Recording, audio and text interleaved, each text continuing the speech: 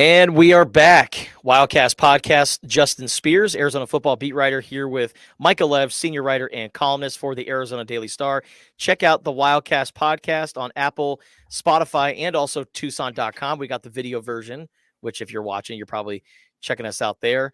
Lots of different platforms to watch or listen the Wildcast. So make sure you get us all on those platforms. And for all of your coverage of Arizona football this season, go to Tucson.com and the Wildcaster mobile app. So we went into the mailbag earlier in the week. We reflected on the Arizona versus New Mexico game.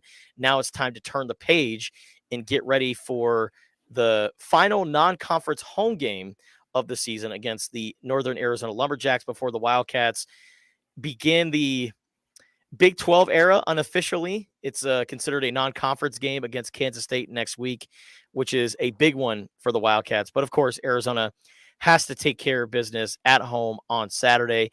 We'll give a score prediction and we'll look at some other games later on with Big 12 Bonanza. I think that's what we're officially calling it now. We'll take a look at some notable matchups all around the Big 12 and predict the Arizona NAU football game, which doesn't have a spread at the moment because it's FBS versus FCS. That spread won't come out until Friday.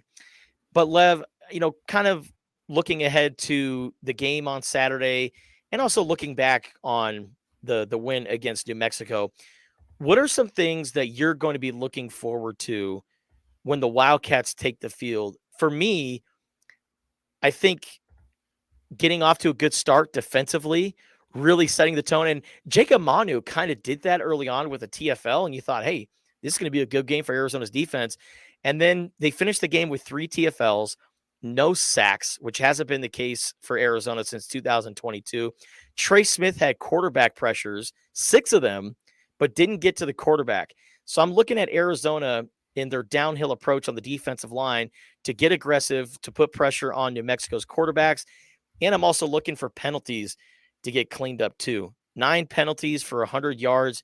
You can't have that and expect to win football games. So being more disciplined on defense, getting to the quarterback, applying more pressure, and also playing a cleaner game. Those are the things that I'm looking forward to. What about you?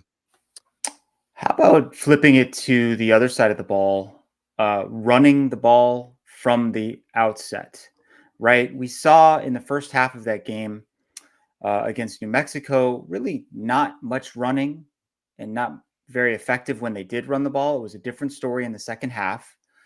They were able to open some creases and create some running lanes and pull off some explosive plays. I want to see that from the start in this one, really establishing dominance at the line of scrimmage. The belief, based on what we saw this past Saturday, is that there's going to be one change in the offensive line, likely to see true freshman Matthew Lotto making his first career start because of some injuries within that unit. Likely going to have Jonah Saba-Inaya moving from right tackle to left tackle if that happens. So a little bit of shuffling, and you don't love to see that early in the season, but they actually ran the ball well from the point in the game where Lotto went in with the starting unit. So I feel pretty good about that. And if he has to play the following week against Kansas State, this is a nice opportunity for him to get a little bit more experience, play with the starters, build some chemistry with that unit. I think one of the benefits for him is that he plays alongside 2 veteran right guards in Ryan Stewart and Leif Magnuson. Leif had a really good game coming back from an injury that he suffered during training camp, played really well, splitting time with Ryan Stewart, someone who knows the San Jose system better than anyone in that room because he was with San Jose and came over here followed the coaching staff to Tucson. Yeah, Rhino Tapatotai, I thought, had a pretty solid game at left tackle. Didn't notice pressure. I think Arizona was moving the ball just fine with him. Now, of course, it's easy to move the ball when you got a guy like Tetairoa McMillan catching it, and he was spectacular. 304 yards, 10 catches, 4 touchdowns, has won several accolades, including Big 12 Offensive Player of the Week, AP Player of the Week. was also the Walter Camp Offensive Player of the Week. But going back to the offensive line, I think, this is going to be a big game for Matthew Lotto because, when we saw him in training camp, Lev, you and I both thought, and a lot of other people, that he might be on the red shirt track, which, hey, Matthew Lotto, I think, has the size, the frame, everything you want out of an offensive tackle, but he's also a young guy. And, when I think you mentioned this on Monday's podcast, when Jordan Morgan first came to Arizona, boy, did he struggle. And did he look like a guy that was going to be an okay college player, not a first round NFL draft pick. So if there's anything that bodes well for a player like Matthew Lotto, it's the path that Jordan Morgan was on. And I think that this is a perfect opportunity going up against NAU, getting your feet wet truly as a true freshman. I know he got in the game last week, but playing 4 quarters or, 3 if Arizona's lucky and they just completely house NAU, I think this is a great game for Matthew Lotto to get adjusted to college football. Yeah, I agree completely. And, you were mentioning Rhino Tapatotai. He was actually the highest graded U of A offensive lineman before he exited that game, according to Pro Football Focus. Had the highest overall grade and the highest pass blocking grade, and did not give up a pressure, according to PFF. So he was doing really well. He is a very promising player. It doesn't seem like a season-ending type of injury from what we know. We don't know a lot about the injuries under this regime. They don't like to talk about those things very much. But, when you're a true freshman, like Matthew Lotto is, I don't really think, except in a handful of cases, that there is any expectation that you're going to play regularly that first year. Of all the positions in football, offensive line is the most developmental position. Like, it takes time to adjust to facing college defensive linemen. It takes time to adjust to the idea of going backwards instead of going forwards. When you're pass blocking, there's a lot of footwork, strength, technique, hand usage. I mean, there's just so much. And for him to be in this position now, to some degree, it's a result of circumstances, but he also deserves a lot of credit for putting himself in this spot, and making himself a competent enough player to possibly get a start in his second college game. The defense, though, on Saturday, that was, I wouldn't say disappointing, maybe a little surprising against New Mexico. It was disappointing. No, you can say it. Disappointing? Okay. Yeah. They were sloppy. Yeah. Right. And they were kind of out of control, which are just, I don't know, things that you would not have expected to see from a unit that has so many veterans on it. I feel like with the defensive ends who've taken a lot of criticism for their, failure to maintain their rush lane integrity, edge containment, or however you want to call it. I think sometimes you get caught up in the moment, like you just get so excited and so amped up, and I'm just going to plow forward and go after the quarterback. And you forget like what your assignment is, right? And the assignment against a quarterback like Devin Dampier was, you got to keep him contained in the pocket. If you just go flying upfield, you run the risk of opening lanes behind you and around you. And that happened over and over again in that game. Good film for them to watch, though. I think that 16 missed tackles for what did Dwayne Aquina say? 84 plus yards. Yeah, 84 yards. Yeah, that can't happen against NAU. And I think they'll clean that department up. And like I said, the penalties too. That's also another big concern for the Wildcats. And hey, it looks like we got breaking news on the podcast. I see it. Go ahead. Yeah. Honorary captain for the game on Saturday will be Max Zendejas, arguably the greatest kicker in Arizona football history. He's kicked some game winners in his time as a Wildcat. Is a part of the Zendejas family that has kicked both at Arizona and ASU. And Max is probably the GOAT. And you know what? He's going to witness a guy who could be the GOAT on Saturday when it's all said and done. And Mr. Tyler Loop, who I think is a nice little segue to what he was able to do. 11 touchbacks, 7 for 7 on extra points, 2 field goals, including a career long 54 yards. Man, I didn't think Tyler Loop would be getting close to 60-yard field goals, but that 46-yarder in the second half, that was good for 60 plus.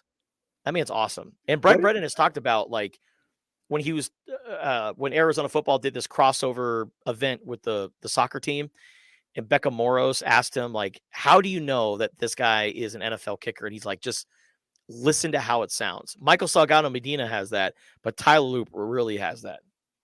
So correct me if I'm wrong here, but during one of the practices at Arizona Stadium, he was kicking just with the tee, no rush, no snap. Did he not make a 75-yard field goal? He did. It was 75, right? Okay. Yeah. He has really improved his leg strength. I think there was a perception. I don't know if it was an accurate perception that he didn't have the ability to extend out that far earlier in his career.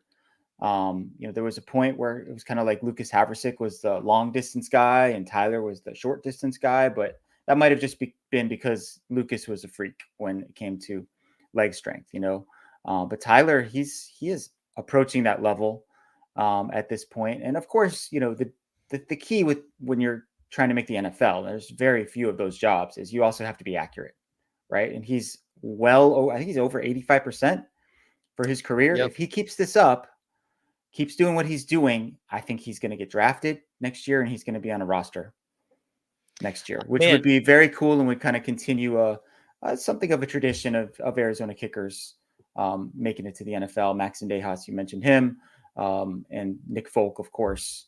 I think he's still playing. Yeah, kicking for the Titans. So, yeah. I think he's 30 in his mid 30s. He's been in the NFL for quite some time. And one of my favorite stories too, like there was a point in time where it looked like Nick Folk's career was going to come to an end with the Tampa Bay Buccaneers. I remember when he missed a couple of big time field goals on Monday Night Football. They show the camera over and Nick Folk's got his head down. He's on the bench like, oh my gosh, what did I do? And I think the Buccaneers cut him after that game. And then played for the Arizona Hotshots in the AAF, was playing other professional football leagues. And then the New England Patriots, would kick the tires on old Nick Folk. And then he went on to have a pretty solid career for the Patriots and has been playing for the Tennessee Titans, was the AFC Special Teams Player of the Week for his game-winning field goal against my beloved Los Angeles Chargers. I think Nick is older than you think, Justin. Is he? Because I was just looking at the story I wrote on him a few years ago, and I said in there that he was 38. He is going to be 40 years old on November 5th. Big day, November 5th. Few things going on that day. Yeah. Got Nick Folk's birthday. First college football playoff rankings come out. Maybe something else. Yeah. And then he's turning 40. So in Mike Gundy's eyes, he will be a man. He's 40. All right. Looking ahead to the game on Saturday, though, Lev. Some over-unders. Okay. Let's do rushing yards for Speedy Luke. Oh, boy. How about 50.5 for Rayshon Speedy Luke? I mean, I'm going to take the under just because I don't think the volume is going to be there. Now, how does it go over? It could take one play, right? Yeah. I mean, he's a very explosive athlete. He's not called Speedy for nothing. But just given what we saw the other day, how the running backs were used, which running backs were used the most, I'll take the under on that one. I'm going to go with the over. I think he'll get the over in the third quarter somehow because Quali Conley, Ja'Cory Crosky-Barrett, those will be the two primary guys in the first half. And I think you're going to see a little bit of Speedy in the second half as well. How about receiving yards for Tetairoa McMillan? What are you setting it at? Like 275? I was going to say 275.5. Yeah, I'll do 250.5. Oh, come on. Are you really setting? I'll take the under all day. You'll take the under? Okay. I mean, what just the Okay, odds, how about this? Okay, yeah. 150.5. Okay, see, now it's interesting. 150.5. I'm going to still take the under. And And I'll tell you why. I think they're going to make a real concerted effort in this game to get other receivers involved. Now Tetero and McMillan and Noah Fafita have played together for a long time, and like if in doubt, throw it to T-Mac is kind of the theory. So it just kind of happens organically to a degree. But I just think it's unlikely that he'll match or approach what he did in week 1. And NAU, they're NAU. They're not on the same level athletically, but they're undoubtedly going to devote a lot of resources to just surrounding him with bodies. And that should leave other people open. So I'll take the under. He might end up with 149 yards, 2 touchdowns, and 7 receptions or something, which would be a very good day for anyone except compared to himself in week 1. I think they'll get other receivers involved. Look for Jeremiah Patterson, who flashed a little bit against New Mexico. I think as a receiver / returner this year, Jeremiah Patterson's going to have a really big year. I agree with you, Lev. I was looking at the targets. T-Mac was targeted 15 times. The other receivers had a combined 15 targets. And Noah Fafita said, hey, I got to do a better job of finding him. But also at the same time, I think that's Noah being an accountable, humble leader. Because, what are you going to do if they're going to single coverage him? Noah found his guy. He was open every single time. You got to hit it every single time. So I think Noah was the best leader when taking accountability for not sharing the love, but come on, T-Mac was open, Noah. All right. So now let's look at some other over-unders. How about sacks? They didn't have any against New Mexico. Yeah. I feel like they're going to get a few on Saturday.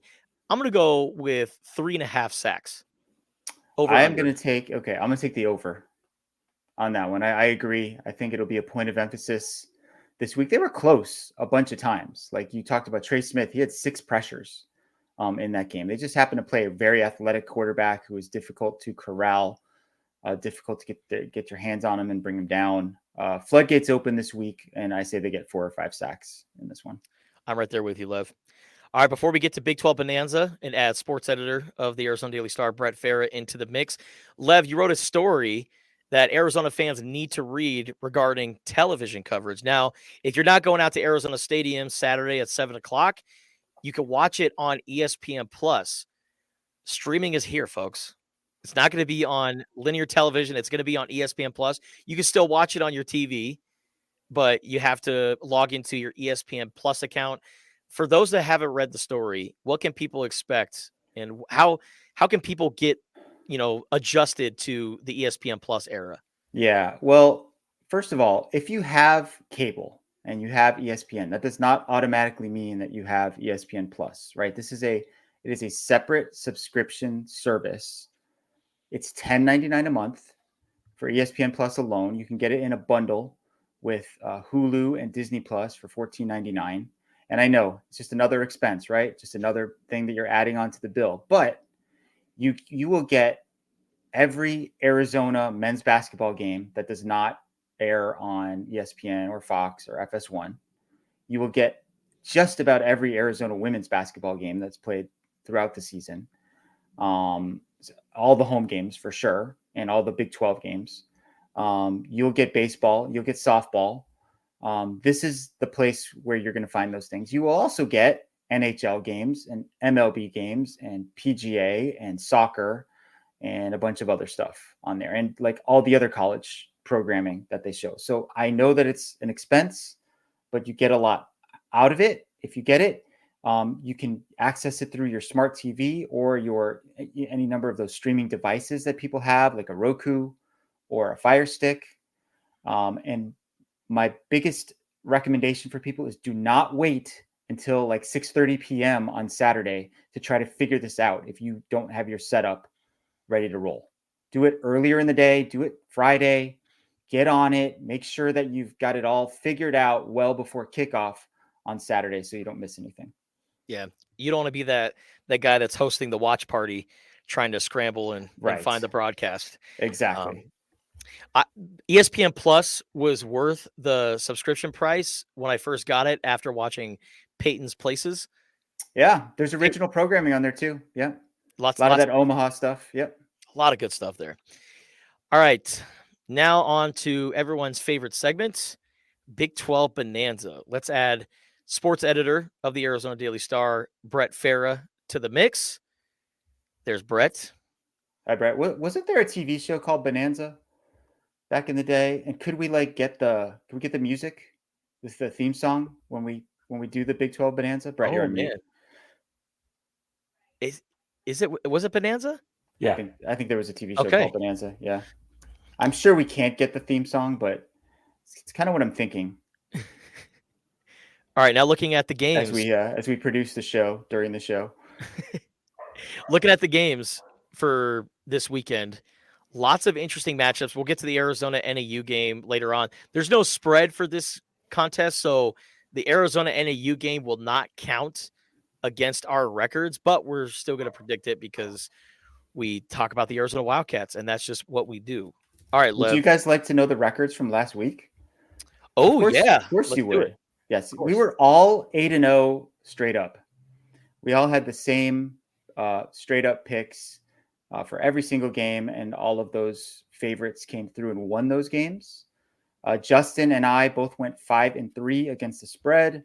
Last year's champion Brett Fera was 4-4, and the difference between us and him came down to Arizona not covering the 31-point spread against New Mexico. They only won by 22. But see, the thing about Brett, though, is that he's going to be 4-4 every single week, and we're going to be up and down, and Brett's just going to be consistent until he gets to the top and wins the championship.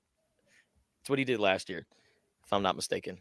But all right, the tortoise wins the race. All right, so we're not picking every single Big 12 game. We're limiting it to 8 contests. We're going to start with Pittsburgh at Cincinnati.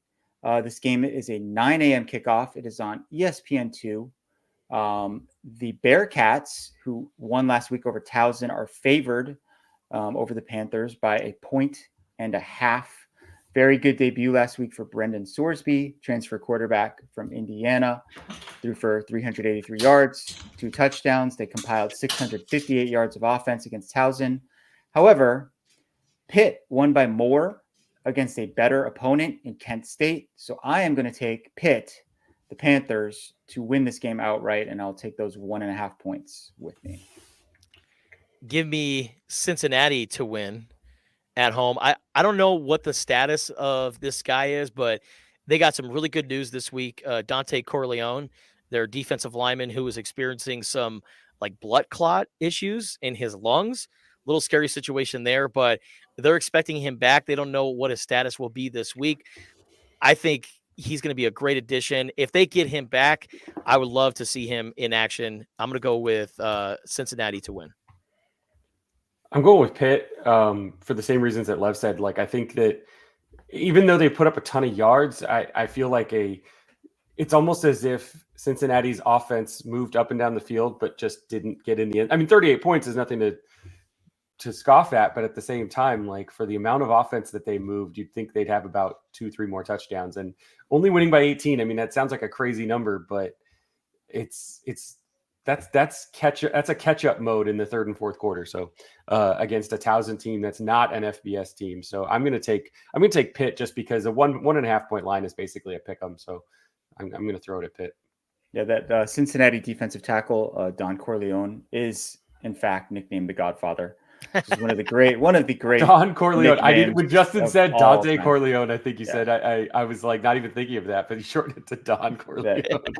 That is his legit nickname. Okay, so this game is very relevant. Make you an offer.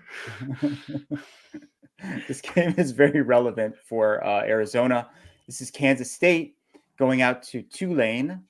This game is also a 9 a.m. kickoff. This game's on ESPN.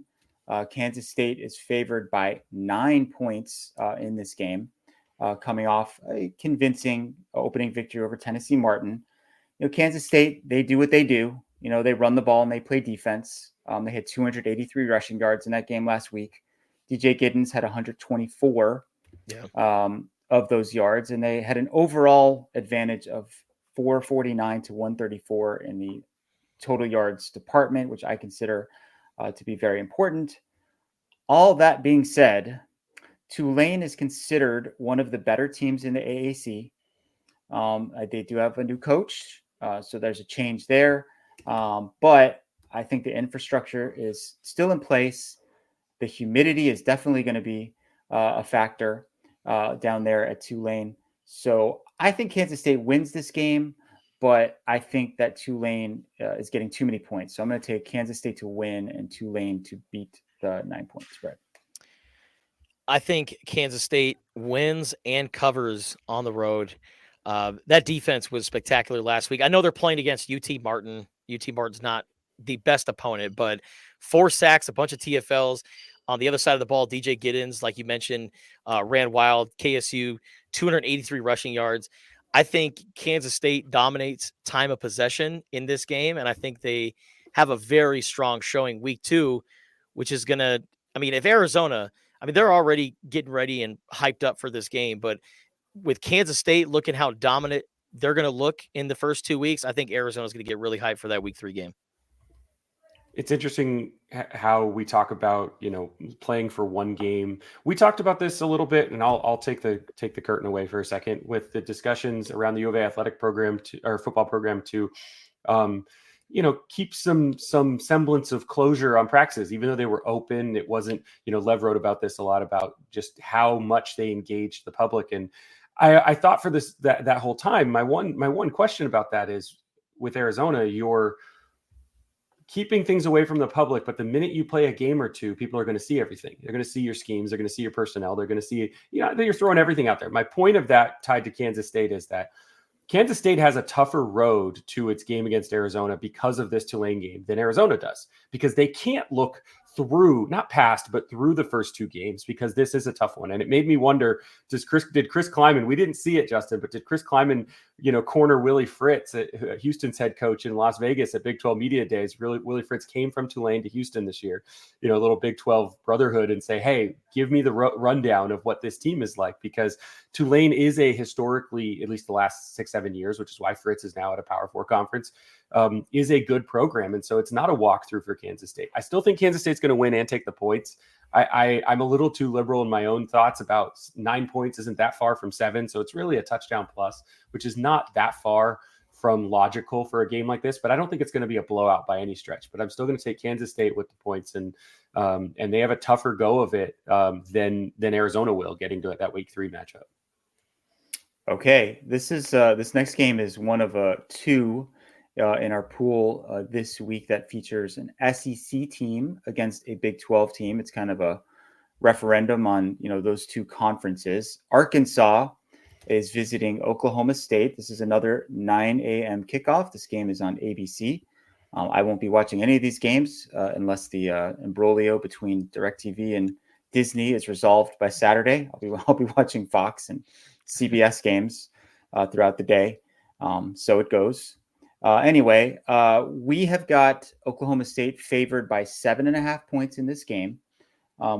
They went pretty comfortably over South Dakota State last week. I think that it was a little closer than the score suggested. Something to note about Arkansas, they have this new quarterback, Talon Green. People might know that name. Boise State is where he came from, and he was just kind of running around all over the place, kind of Johnny football style in that game last week against Arkansas Pine Bluff. Yeah, 70-0. So not, hard to take a lot out of that game.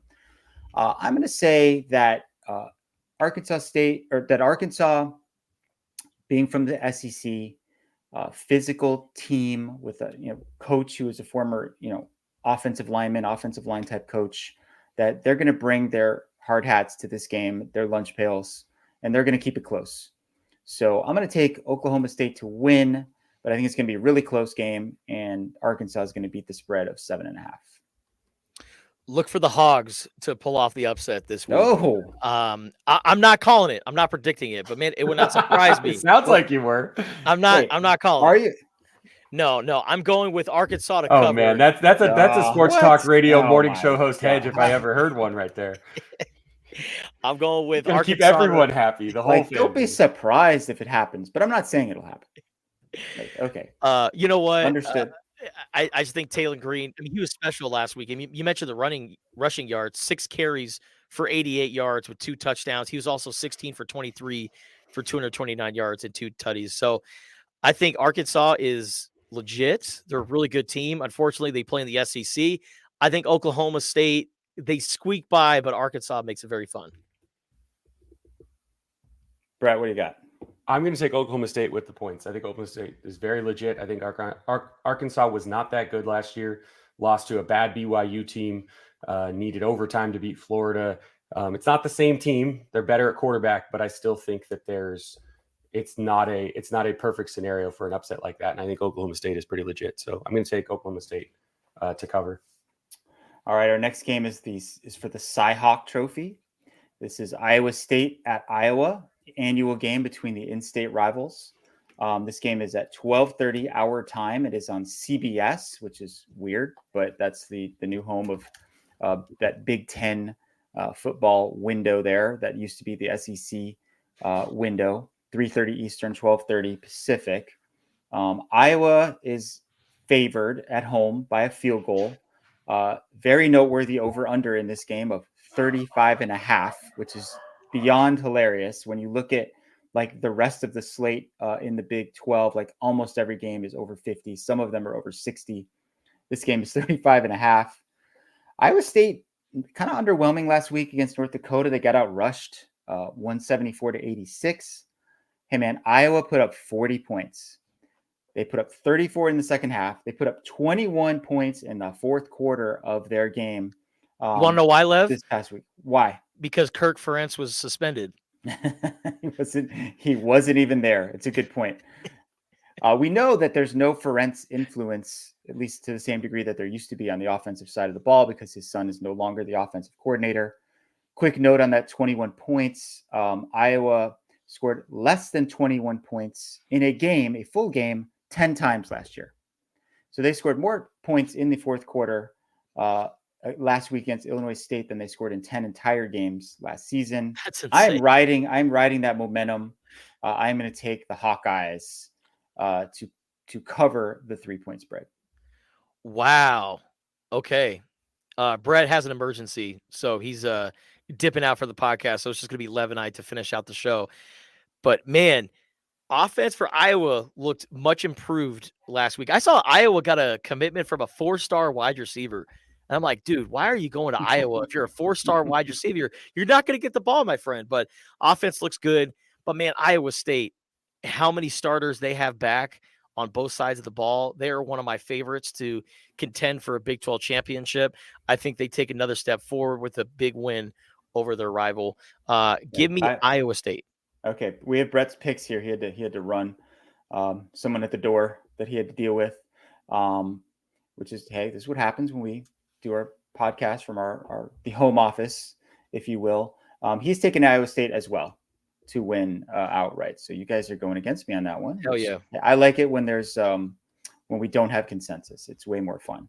Mm-hmm. Okay. So our next game, another interesting one here. Kansas is visiting Illinois. This is a 4 p.m. game on FS1. Kansas is giving 5 points in this game. Illinois is a tough out, a well-coached team under Brett Bielema. Kansas rushed for 331 yards last week against Lindenwood, that's what you wanted to see from Arizona, right? And Devin Neal had 112 of those yards. They have an awesome backfield. Illinois got a really good quarterback in Luke Altmaier, who had a very good and efficient debut, going 19 of 24 with 4 touchdowns. I'm going to say that if you believe in Kansas as a top 20 team, which I think they are, they got to go on the road in this situation and win by at least a touchdown. So I'm going to take Kansas to win and cover that 5 points. I think both of these teams combined outscored their week 1 opponents 93-3. Both teams played against just absolutely not so good programs. And so this is going to be a true test for both of them. But man, the Kansas Jayhawks, led by their quarterback, Jalen Daniels, who I think is going to be one of the best comeback stories. I mean, he's been dealing with injuries, but I think Jalen Daniels leading the way on the road. I like Kansas getting it done. All right. Well, I just talked about how I like it when we don't have consensus. We have consensus on this one. Brett also Has Kansas. took Kansas to win and cover. We are definitely not going to have consensus on this next game, I have a feeling. So this is this is one of the high profile marquee games of the week. Colorado at Nebraska. Old time rivalry from the Big 8 days is rekindled for the second year in a row. This game is actually on NBC, which also has Big 10 games now. So they've got this one at 4:30 p.m. on Saturday. We have got the spread at Colorado +7. I've seen it at 7.5, maybe even 8, but we've got it at +7. So Colorado, they were able to win that game last week. We thought it would be a difficult matchup for them against North Dakota State because North Dakota State is just a hard team to play against with their style of play, how patient they are, how relentless they are with the run game. Little worried if you're Colorado and you see that rushing disparity last week of 157 to 59. They couldn't really run the ball to close the game very well. They also have Shedeur Sanders, who passed for 445 yards and 4 touchdowns. They also have this guy named Travis Hunter, who is probably the best overall football player in America. On the other side, you've got Dylan Raiola, who had a very impressive debut for Nebraska. You've got a lot of positive vibes in Lincoln finally with Matt Rule in his second year as coach. And they're just so eager and ready for that breakthrough. So I think it's going to be a really good game, a really fun game, and a great atmosphere down there in Lincoln. I think 7 points is just a little too much. I think Nebraska comes through with a kind of a breakthrough win for the program, but Colorado takes it right down to the wire because they just have so many playmakers who can make explosive plays, game-changing type of guys. So I'm taking Nebraska to win, but Colorado to cover. Upset special, Lev. Wasn't the biggest fan of Colorado's defense against North Dakota State, but I also think about Dylan Raiola, diet Patrick Mahomes. I can't tell if it's amazing or annoying how much he looks like Mahomes and tries to emulate him with the headbands, the haircut, the Adidas shirts when he's walking in, the Pit Viper glasses. Next thing you know, he's going to start talking with a froggy voice like Patrick Mahomes in his post-game interviews. But I think that Nebraska, they are good. Dylan Raiola is a really good quarterback. Will he go through the second game slump? Will he go through growing pains as a true freshman? I think this is going to be the game. I'm going with Colorado going on the road and upsetting the Nebraska Cornhuskers. Well, how about that? Brett is with you. He is also taking Colorado to win outright. So you guys you're on the Coach Prime hype train here. Do you believe now? Do you believe me now? Well, I guess we'll see after the game. All right, moving ahead here. This is another one of our worlds colliding games. This is Texas Tech at Washington State. Fun matchup up there in Pullman. This game is a 7 p.m. game on Fox. Big Fox for Texas Tech and Washington State. How about that? So Texas Tech, man, did they play an interesting game last week. 52 to 51, they defeated Abilene Christian in overtime. They allowed 615 yards in that game. Oof. Meanwhile, Washington State put up a 70 burger against Portland State. John Mature, their new quarterback, 352 yards and 5 touchdowns. As we know from personal experience, Justin, Pullman can be a difficult place to play. It's middle of nowhere. They usually have a good home crowd. I am going to take Washington State to win this game and cover the 2.5 point spread. I'm right there with you. 70 points against Portland State last week. And they have a Big 12 opponent, a team from a conference that took away several Pac-12 members. I think Washington State and Oregon State, they're going to have some fun seasons this year. I love the presentation on the CW, by the way. Very professional. They have a great group of broadcasters. I'm going with Washington State to win and cover at home. All right. Brett is going with Texas Tech to win outright in a game he is calling the Mike Leach Bowl, which is a good description. So Mike Leach, of course, was the head coach at both of those institutions. And great segue he was also the coach at Mississippi State, which is featured in our last game that we're going to pick against the spread. They are visiting Arizona State. The Bulldogs are getting 5.5 in this game. This is an ESPN game at 7:30 p.m. on Saturday. Very, very impressive week one for the Sun Devils. Absolutely trounced Wyoming, outgained them 499 to 118. They rushed for 258 yards. Sam Levitt, their new quarterback, passed for 258 and 2 touchdowns. As the world goes in college football, Mississippi State also has a transfer quarterback. That would be Blake Shapen, who used to be at Baylor. He had a very good game in his debut with MSU, passing for 247 yards and 3 touchdowns in a 56-7 victory over Eastern Kentucky, which plays in a conference called the United Athletic. Justin? Never heard of it. Anyway, I kind of, man, I don't know if I'm supposed to say this on the Wildcast podcast, but kind of like what Kenny Dillingham's got going up there right now in Tempe. I feel like there's some good momentum. I feel like it's going to be a really good crowd up there with students back on campus. So I am going to take ASU to win and cover the 5.5 point spread. Right there with you, man. I thought Sam Levitt or Sam Levitt, whatever. How do you pronounce it? Is it Levitt or Levitt? You're asking me, the guy whose name is like been mispronounced by the masses for decades. Really? Michael Lev? It happens all the time. You'd Wow. be surprised. I believe it's Levitt. Levitt, which is funny. Sounds like the furniture store, Sam Levitt's. But I think that ASU, with the transfers that they got, they have a really positive culture under Kenny Dillingham. They kind of remind me a little bit of that 2022 Arizona team, where are they going to go to a bowl game? Maybe not, but you see the path and what they're going on right now. And so I like the Sun Devils to take care of business at home against the Mississippi State Bulldogs.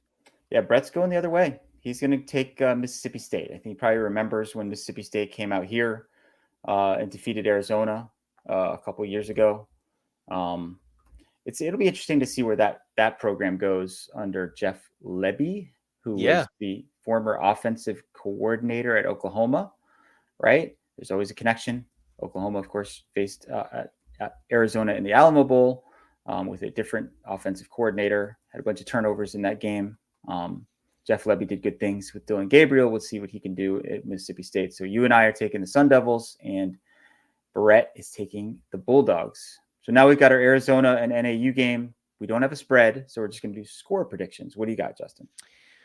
I think Arizona finds their mojo against the Lumberjacks on defense. I think they play aggressive. They get to the quarterback. They get a bunch of TFLs. I think they establish the run game early and not wait until Quali Conley goes off for 3 touchdowns.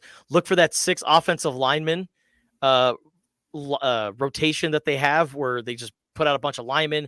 They have Roberto Miranda as a blocking tight end. And, of course, Caden Luke, a.k.a. Big Red, at fullback. I'm going with Arizona to win big on Saturday. Give me Arizona 56, NAU 14. Dang, dude, that was going to be my score. Really?